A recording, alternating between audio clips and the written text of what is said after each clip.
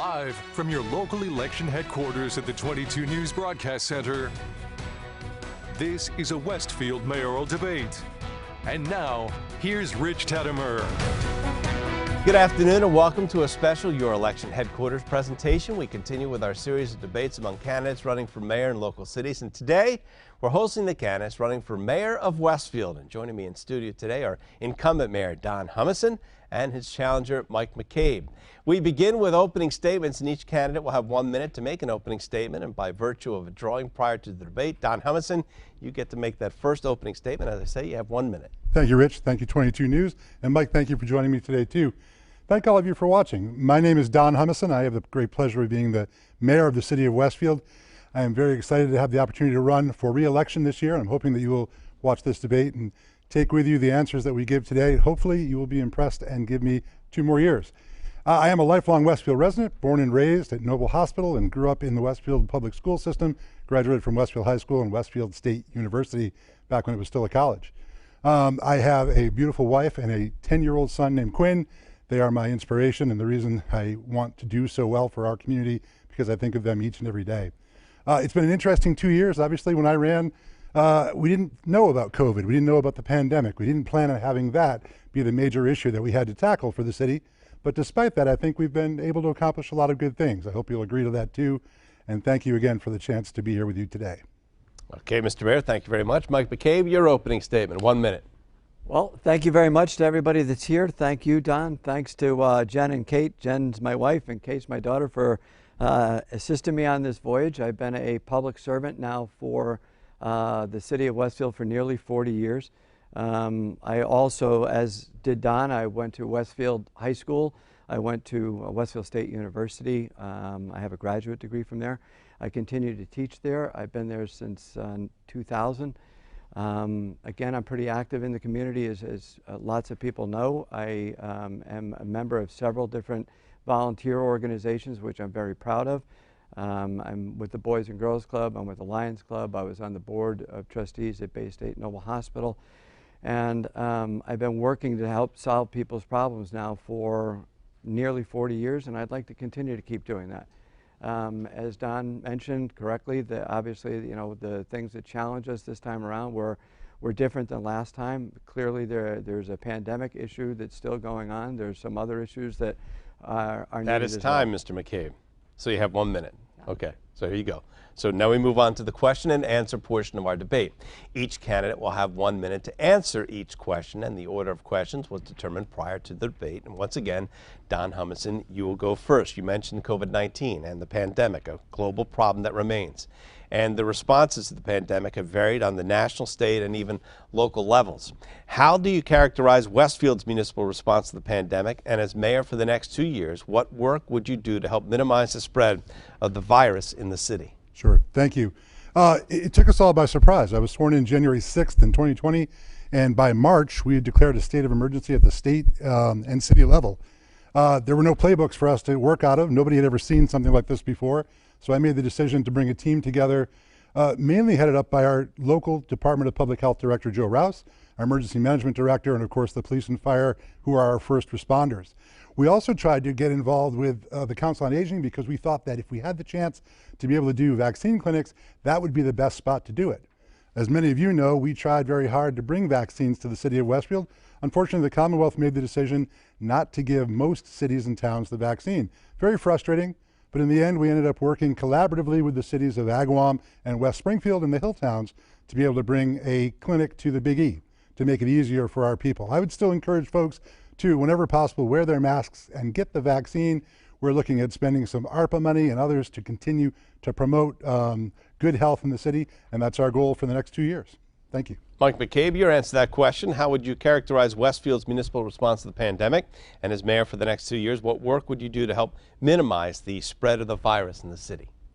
So I think that we did some things pretty well. I think that we didn't do things that we should have done. Those things include actually being present at the forefront, using your office to get people to get vaccinated and to wear masks or socially distance. That was really kind of absent in the first year or so of how we handled the pandemic. And I know that because I was at the police department during that time. Our current vaccination rate is about 55%, which is amazing considered how well educated the city of Westfield is, how much we know about vaccines, and how much, you know, we're obviously still learning. I agree with Don that there was no playbook, but when we talk about problems, I think truthfully we need to lean forward, not kind of take problems as they come. We need to handle those problems as best we can. Okay, Mike, you get the next question first. Westfield is geographically one of the largest communities in our region and has a lot of road mileage to maintain. There are multiple ongoing construction projects in the city, and while not all of them are directly under the city's control, what would you do over the next 2 years to keep projects moving along and improve the condition and safety of the city's roads? So there's a couple of things that you do. One is you focus on them. I came from a background of traffic. I was formerly the chairman of the Westfield Traffic Commission. And as a result of those and, you know, my years within policing, I think that I'm intuitively have a better understanding of exactly the flow of traffic and how it works. If you go to the neighborhoods, and there's nobody who knows the city streets better than I do. I can tell you that. I walked all 719 of them. So, and while I was walking, I was listening to those folks that were telling me about what they believe were problems specifically in the area, specifically the Holyoke Road, the Arch Road, the Southampton Road corridors, and traffic in general. And I'd be working with the current management of the DPW and the Massachusetts State DOT to ensure new venues to relieve traffic congestion. Don, the question to you as well. What would you do over the next 2 years to keep projects moving along and improve the condition and safety of the city's roads? Thanks, Rich. That was a priority of mine when I got elected. I think infrastructure is important to us all because we all use it.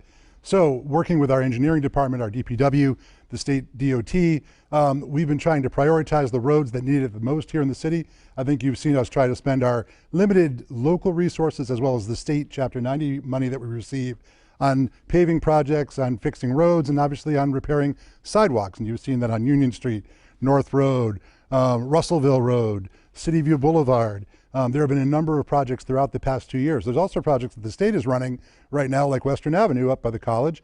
And of course, they are in charge right now of fixing Cowles Bridge, very important viaduct for our city to get people through Westfield and down into Southwick and Connecticut. There's obviously more work to do. In a city that's 352 years old like ours, there's always work to do. But it's a priority for us in the city to do it, and I think we've got the resources and the team to get it done. Next question to you, Mr. Mayor. Westfield has been selected as the location of a $2.7 billion data center project. That project could have big economic benefits for Westfield and surrounding communities. But large construction projects are often very controversial, with traffic, noise, and environmental concerns often being raised. Are you in favor of this project? And if so, how would you balance the benefits of the data center with possible neighborhood concerns? I'm absolutely in favor of this. It's something that we've been pushing since it first became a possibility here in the city. I'm happy to announce that last Thursday night, the City Council approved the 121A project, and now it's on my desk to be sent off to the State Department of Housing and Community Development to allow this data center to have the stability that they need to build in Westfield. That's just the first step now. They still have a lot of permitting to go through and a lot of things that have to still be approved by both local and state entities. I think it's important, and it's also a great thing because for the first time in a long time, I've listened to the neighbors on the north side say they don't want truck traffic. They don't want more pollution. They don't want more noise. And this is a project that doesn't bring that truck traffic, pollution, noise, or any of those things to the north side. If anything, it brings high-tech, clean jobs that will help promote and act as a magnet to bring other similar jobs to the north end of Westfield. Mike, the $2.7 billion data center project, are you in favor of this project? And if so, how would you balance the benefits of the data center with possible neighborhood concerns? I, like Don, I'm absolutely in favor of it. The economic impact that it can bring to the city is almost a once-in-a-lifetime issue for us. There were questions along the way that have been answered. I would also be in favor of restructuring a traffic pattern. So the traffic pattern that they're talking about specifically is between Southampton Road interchange at the Friendly's corridor and Service Star Road.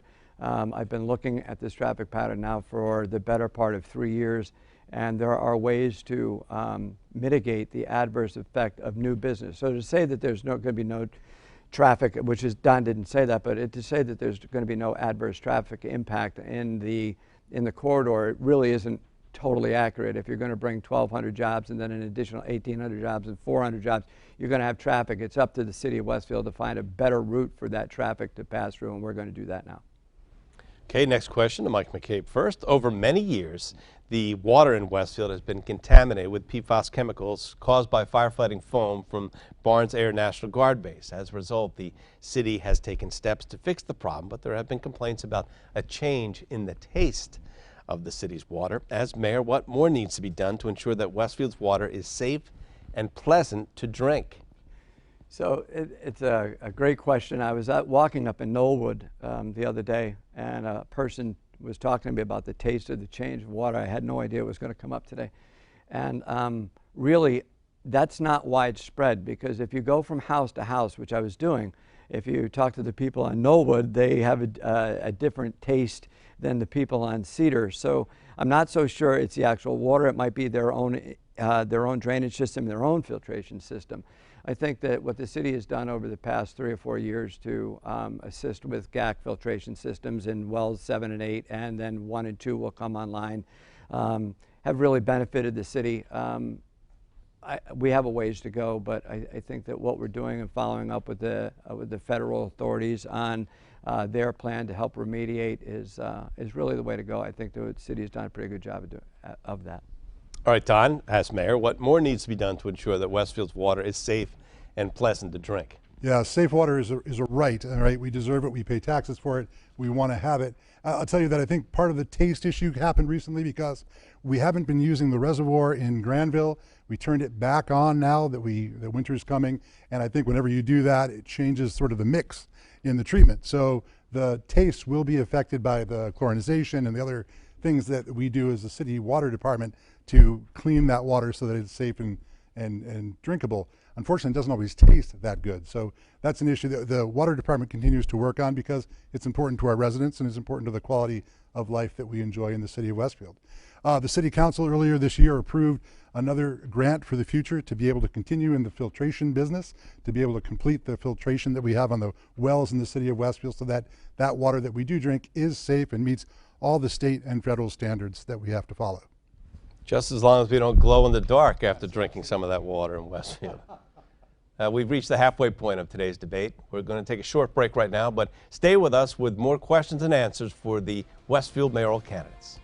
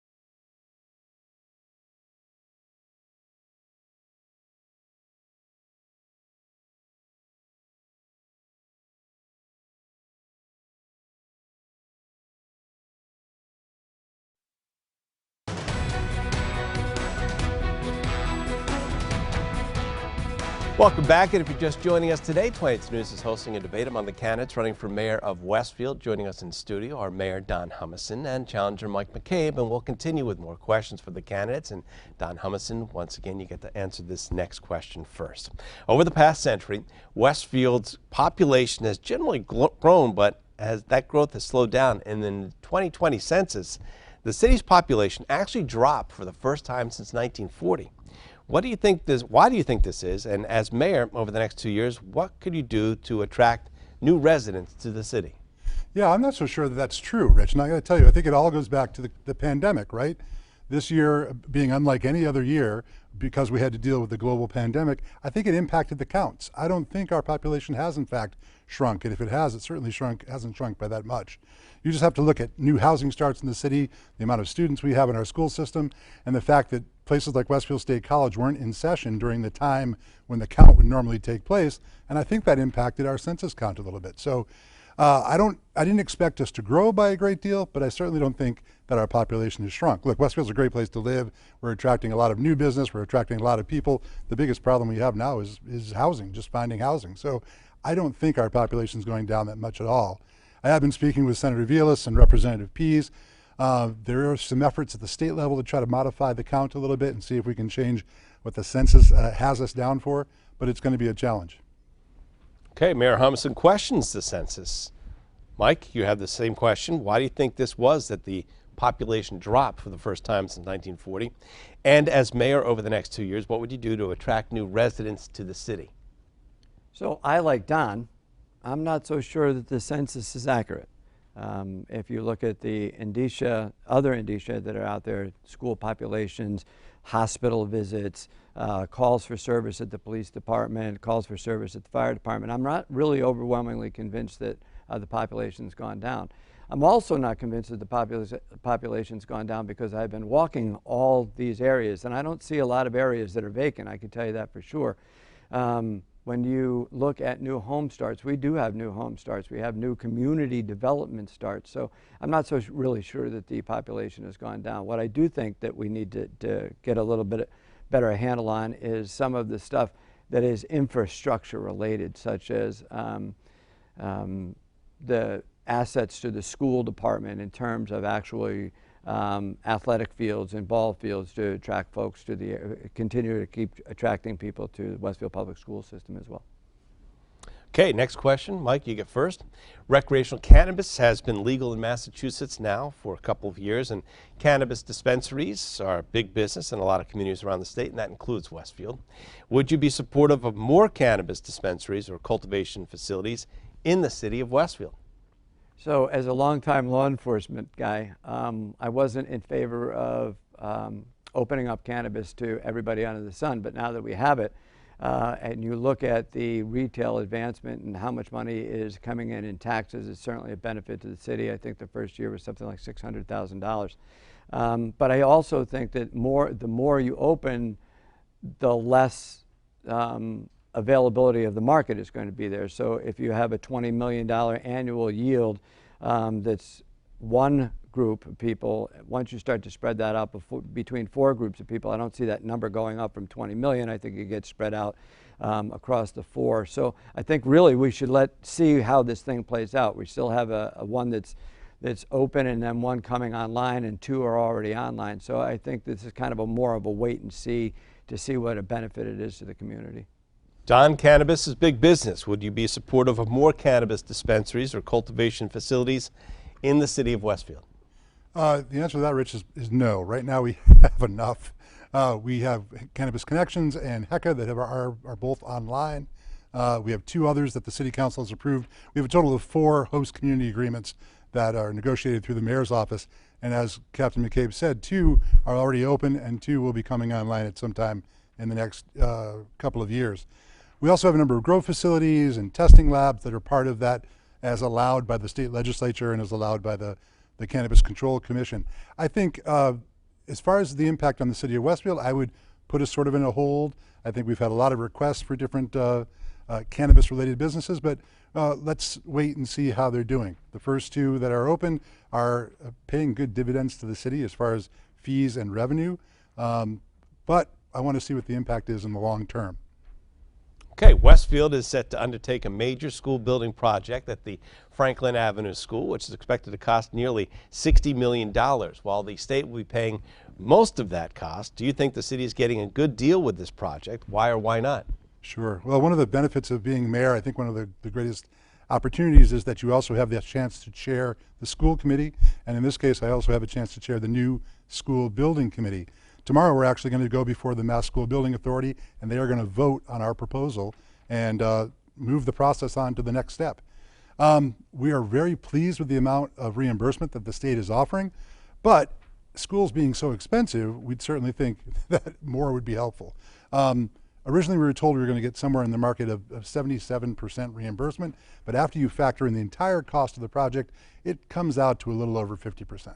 Expensive, but worth it. Obviously, the ability to take two old schools like Abner Gibbs and Franklin and combine them into a new, beautiful, modern school with accessibility and COVID standards is a good thing for the city. We just have to work with the council now to get the bond to approve the building of that school over the next 30 years. The Franklin Avenue School, Mike. Do you think the city's getting a good deal with this project? Why or why not? So let's pick up with the bond where Don left off, Mayor Humason left off. When you characterize it as that the state is paying for most of it, it's not, unfortunately. It's actually almost half and half now. So the original asset number was 15 million to a bond. It's now grown to about 32 million, which is difficult. But I agree with the city. I agree with the fact that Abner Gibbs is 100 and something years old, and Franklin Avenue has been in disrepair. I've been in both of those schools, both personally and professionally. So you can see the wear and tear of the brick and mortar, which is different than in other schools. Unfortunately, I worry that it will cause other projects not to be built because other projects will have to go back before the same bond process. But I'm in favor of building the school. It needs to be done, and the kids deserve to be in an atmosphere that's current. Okay, candidates, we're slowly running out of time here. We have time for one more question, but only 30-second responses. Mike, you get the question first. Westfield, along with Chicopee and Agawam, elects its mayor every 2 years. Some other local cities, including Springfield, Holyoke, and Northampton, have switched to 4-year terms. Is a change to a 4-year term something you would support in Westfield? Why or why not? Yes, unequivocally. I would love to see a 4-year term for the mayor for a couple of reasons. From an organizational management strategy, you should be in a 4-year term. You don't have to run your elections as well as you do. You don't have to go back and ask the voters to give you contributions to your campaign fund. You have the ability to steward your own projects through. As Mayor Humason talked earlier, he was talking about roads that he has been able to repave. Some of those roads came from his previous mayoral administration just before him. So yes, I am completely in favor of a 4-year term for mayor. Don, is a change to a 4-year term something you would support in Westfield? Why or why not? You know what I've heard tonight is that the captain agrees with me on a number of things, and I wish he wasn't running against me. I'd love to have 4 years of an opportunity to do things for the city of Westfield. The reason I opposed a 4-year term was, quite frankly, because I listened to the voters. Just a number of years ago, I think 4 to 6 years ago, the city of Westfield voted 66 to 34%, I believe, in favor of 2-year terms. And that's the main reason. I listened to the people, and they said they like 2-year terms. I would support a 4-year term if it included recall provisions. Good mayor, you're happy and you can keep him, but if you have a bad mayor, there's an opportunity under the city charter to recall that person and get rid of him. Okay, candidates, time for closing statements now. Each candidate will have 1 minute to make a closing statement. By virtue of the drawing, Don Humason, you'll go first. This is the quickest half hour in record, but I want to say thank you. Thank you, Rich, for being here, for moderating this debate. Thank you, Michael, as well. And thank you for watching. I think it's important. I believe you've heard a lot of things talked about because the city of Westfield is a busy community. I think what you also heard, though, is that my opponent agrees with me on almost everything going on in the city. I wish we could work then together rather than working at odds against each other. If you have questions about what's going on in the city of Westfield, please reach out and call me in the mayor's office, 413-572-6201, mayor.humason@cityofwestfield.org. I'm happy to answer questions about all the projects we've got going on. These past 2 years have been difficult because of the pandemic, but I'm proud of the team we've put together. I'm proud of the city employees and the city department heads that work so well to try to do things for the city. We're an old community. We've got a lot of challenges, but I think together we can meet them, and I'm proud of that opportunity. Please, I hope you'll give me your vote on November 2nd. The polls are open from 7 to 7. Please vote Don Humason for mayor, and thank you again. All right, Don. Mike, you have a minute for your closing statement. Well, thank you. Thank you, Don. Thank you to everybody here. Thank you to the citizens of Westfield for supporting my candidacy as you have thus far. Yes, I do agree with Don on many, many things. We were both on the same side at one point, and I decided to throw my hat in the ring for a second time because I believe that leadership is valuable when it's present. You need to lead your city and your community in things that you believe in. I think one of the things that we did not do very well, and I point to the 55% vaccination rate, is we really didn't handle the COVID pandemic as we should. I was in my office every day from March to April, the time that I retired on April 2nd as a police captain. And I think you have to be present and you have to really want to get involved with those things that are impacting your city. And I ask you for your vote on November 2nd. Thank you very much for your time, and thanks for watching. All right, gentlemen, you're right, Don. This was a very fast half hour. That's all the time we have for today's debate. Thank you to Mayor Don Humason and to Mike McCabe for joining us today. If you missed any of today's debate, you can watch it in its entirety on our website at wwlp.com. Be sure to tune in tomorrow at 12:30, our final debate, which will be the candidates running for mayor of Agawam. Election day is a week from today, Tuesday, November 2nd. Make sure to make your voice heard. I'm Rich Teddemer. Have a good afternoon. See ya.